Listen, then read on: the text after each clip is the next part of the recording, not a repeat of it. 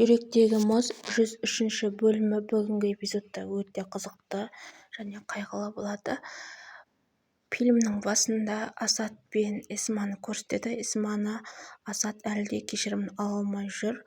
Ал мұнда Нұх әлі де операциядан оянбаған кезі, бірақ өзі айдалада осылай комада жатса да осындай түс көріп жатыр.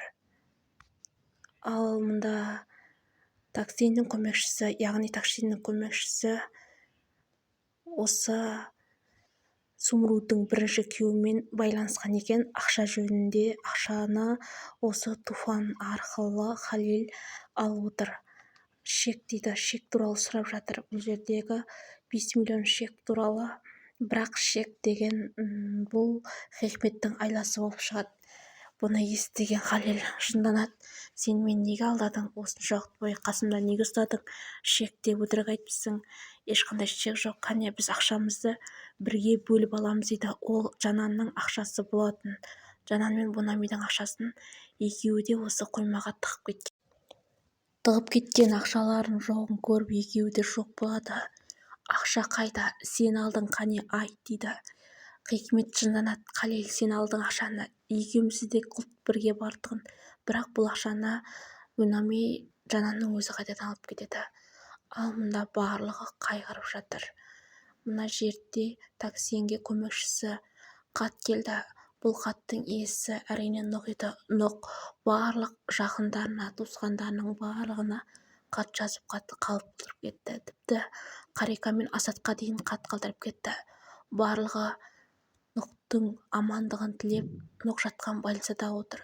Қолдарында бір-бір хат. Тіпті Сумру, Таксин, Қарика, Асад, Мелик, Джихан барлығына бір-бір хат жазды.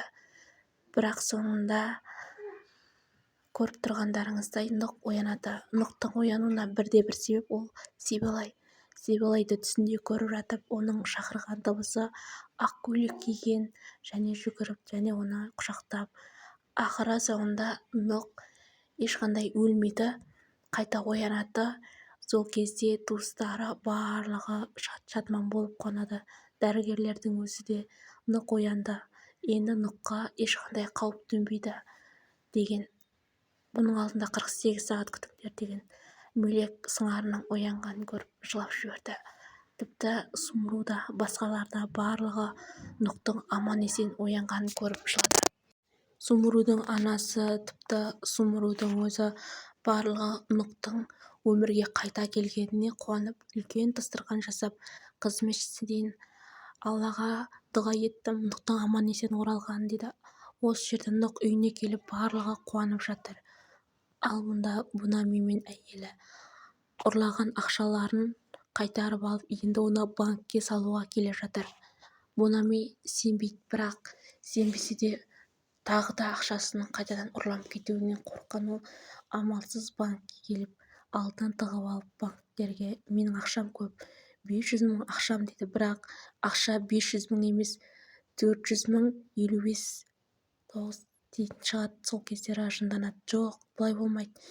Тез арада 500 мыңның 50 мың лирасын қалай жұмсап үлгерген деп, тіпті жетістік бермей, аузы көпіргенше банктың бастығымен сөз таластырып отыр. Десе де бұл жүрген жері Бунами еді. Ал мұнда Мелик пен Джихан қуанып жүр. Екеуі бөбектерінен жиһаздар алып дайындап жатыр.